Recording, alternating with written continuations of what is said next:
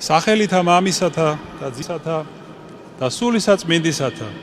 ძვირფასო მამებო, ძმებო და დებო, გილოცავთ დღევანდელ კვირა დღეს გადმოგცემთ სრულიად საქართველოს კათოლიკოს პატრიარქ ილია მეორის ლოცვა კურთხევას. დიდი მარხვის დაწყებამდე ერთი თვით ადრე მართლმადიდებელი ეკლესია იწყებს ჩვენს მომზადებას მარხვისთვის და გვახსენებს იმას, რისი გაგებაც მრავალ ადამიანს უჭირს, რომ უამრავი ცხოვრებისეული საზრუნავის გარდა არსებობს კიდევ ზრუნვა სულზე, ჩვენს შინაგან სამყაროზე.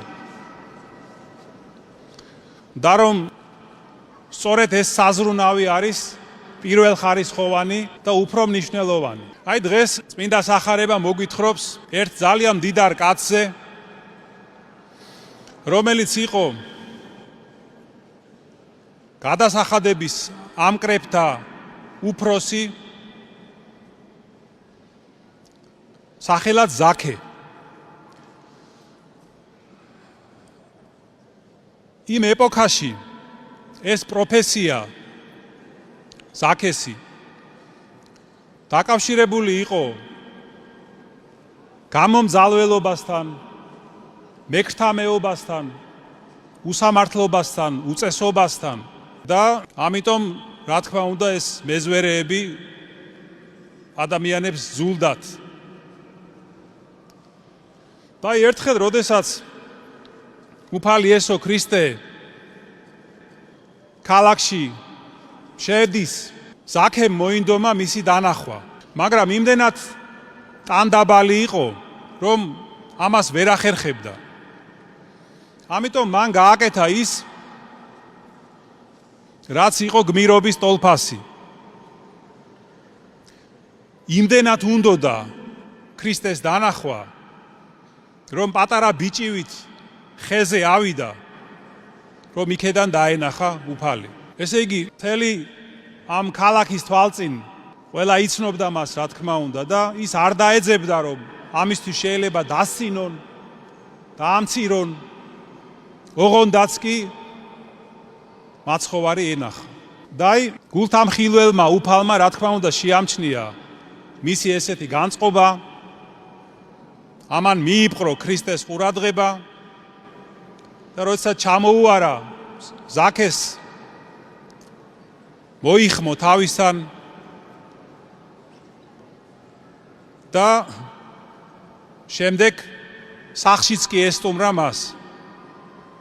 და აი ზაქეზე იმდენად იმოქმედა უფლის გულმოწყალებამ, მობიერებამ, რომ მასში მოხდა ის, რასაც ეწოდება სინანული. მან უთხრა ქრისტეს, რომ მე ცოდვილი კაცი ვიყავი, მაგრამ ამიერიდან მინდა ჩემი ცხოვრება გამოვასწორო. ჩემი ქონების ნახევარს დაურიგებ გლახაკებს და თუ ვინმესთვის რამე გამომიძალავს, 4 მაგათ ავუნაზღაურებო, მივაგებო 4 მაგათ. და უფალმა უთხრა, რომ დღეს მოვიდა ამ სახლის ხსნა, რადგან ესეც შვილი აბრაამისი არის. აი ასე მოხდა ზაქეს ფერიცვალება. აი ესეთ ცოდვილ კაცში, რომელიც ყველას ძულდა, რომელიც მუდამ სოდავდა, გაიღვიძა ქრისტეს ხილვის დანახვის წყურვილმა. ასე წყურვილი ქონდა, ძალიან დიდი. და ბევრი დადის ეკლესიაში ადამიანი. მაგრამ აი ასეთი წყურვილი ქრისტეს დანახვისა ბევრს არ აქვს. აი ადამიანები მოდიან სხვადასხვა პრობლემით.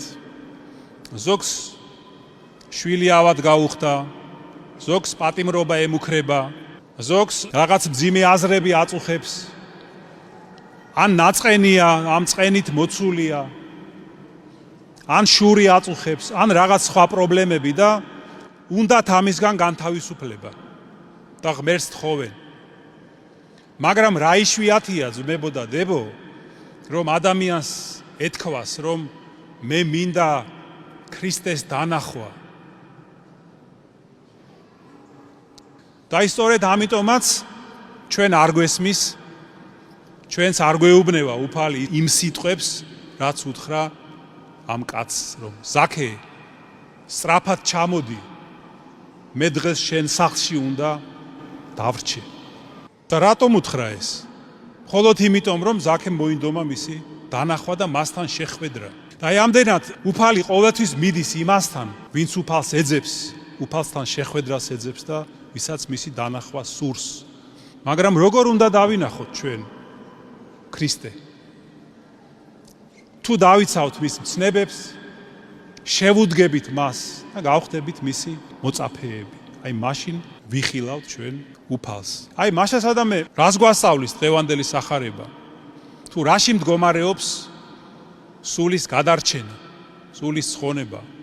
ის მდგომარეობს იმაში, რომ ადამიანი სრულიად იცვლება, სრულიად სხვანაირი ხდება ქრისტეს შეხვედრის შემდეგ, ვიდრე იყო მანამდე.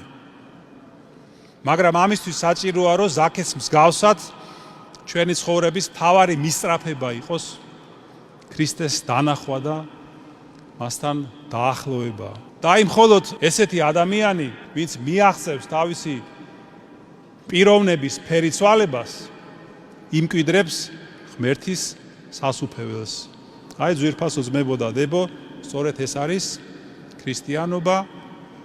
ამინ. დღეს სრულიად საქართველოს კათოლიკოს პატრიარქ ილია მეორის კურთხევით ილოცება ელისაბედაშვილების გვარი. ღმერთმა გაგახაროთ და გამრავლოთ და გაგაძლიეროთ. ჩვენთან არის ღმერთი.